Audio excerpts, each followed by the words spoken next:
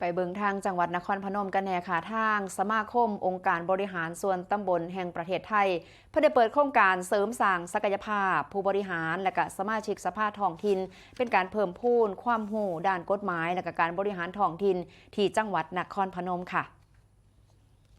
ที่โรงแรมฟอร์จูนริเวอร์วิวจังหวัดนครพนมว่าที่พันตรีอดิศักดิ์หน่อยสุวรรณผู้ว่าราชการจังหวัดนครพนมก็ได้เปิดโครงการฝึกอบรมหลักสูตรการเสริมสร้างศักยภาพในการเรียนรู้กฎหมายเกี่ยวกับการบริหารและการตรวจสอบของนายกและก็สมาชิกสภาตลอดจนระเบียบขั้นตอนการประชุมสภา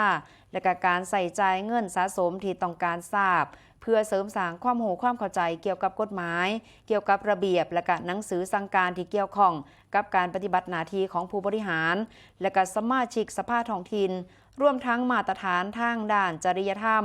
ของผู้ดำรงตำแหน่งทางการเมืองท้องถิ่นการบริหารงบประมาณการใส่ใจเงินสะสมและก็แนวทางการปฏิบัติงานที่ถูกต้องตามกฎหมาย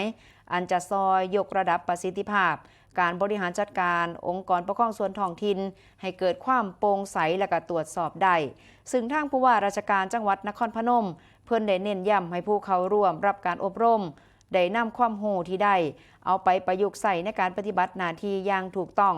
ตามหลักธรรมาภิบาลและก็กฎหมายเพื่อสร้างความเชื่อมั่นให้แก่ประชาชนและก็พัฒนาท้องถิ่นให้ก้าวไกลต่อไปค่ะ